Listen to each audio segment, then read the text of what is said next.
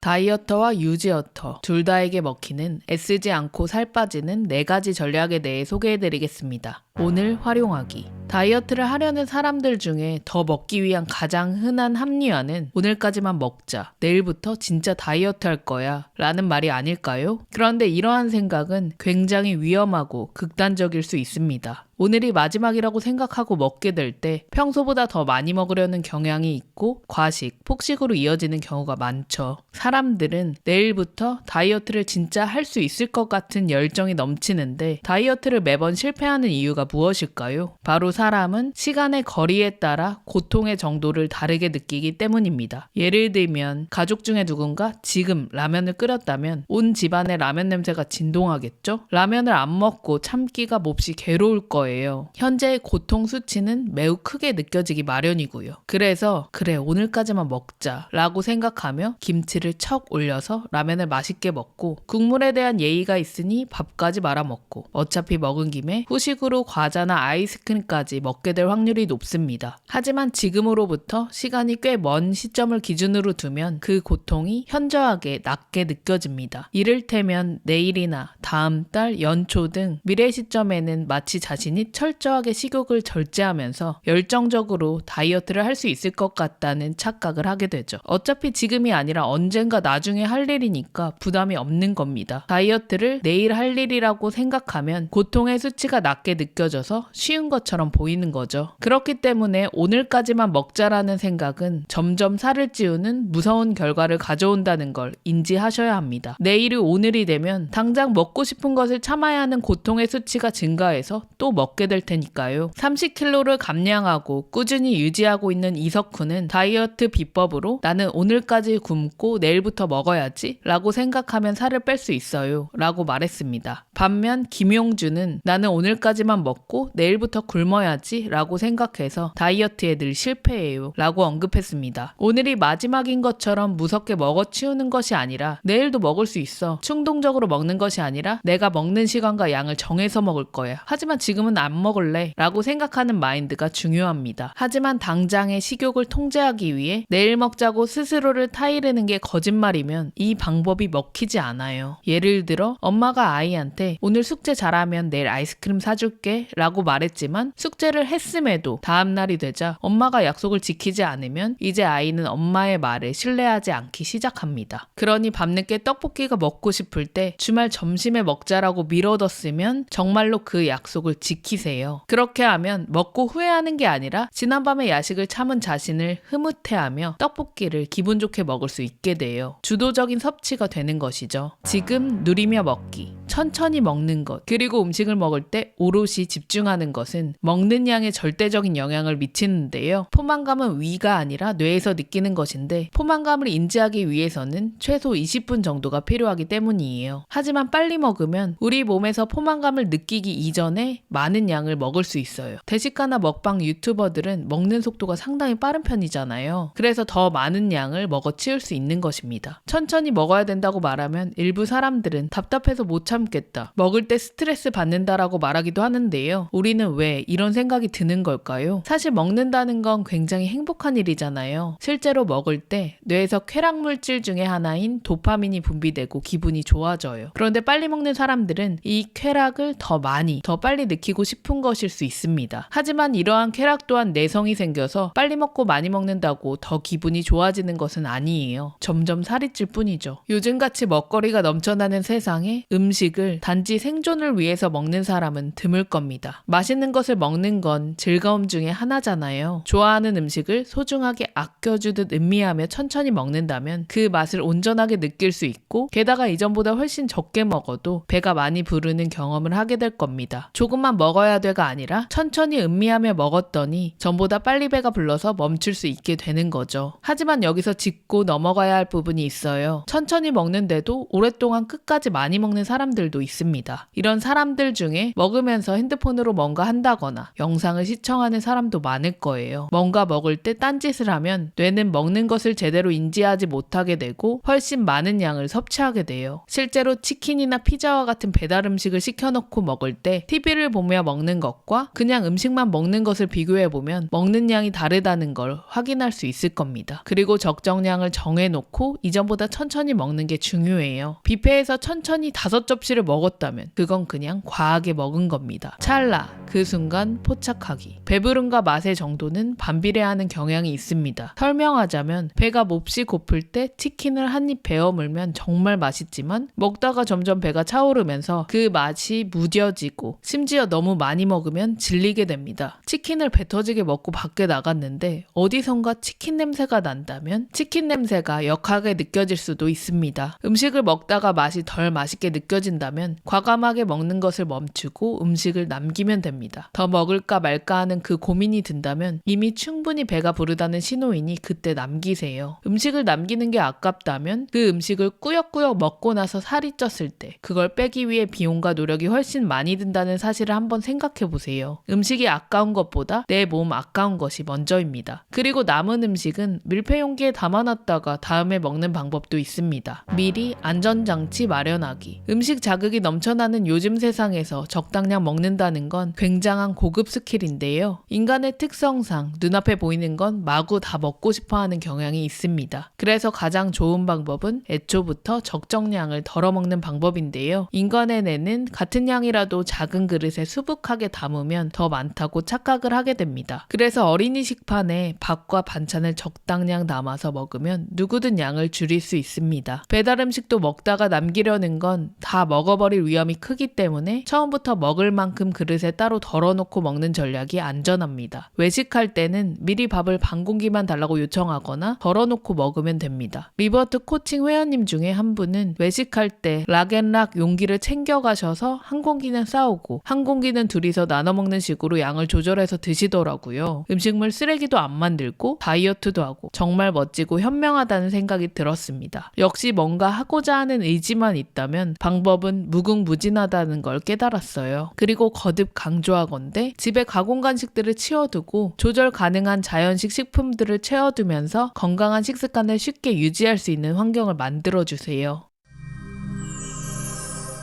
다양한 의견이나 사례, 그리고 안부는 댓글로 남겨주시고요. 다이어트 말고 리버트 하세요. 온 우주와 저는 무조건 언제나 당신 편이에요. 감사합니다. 사랑합니다. 우리 존재 화이팅!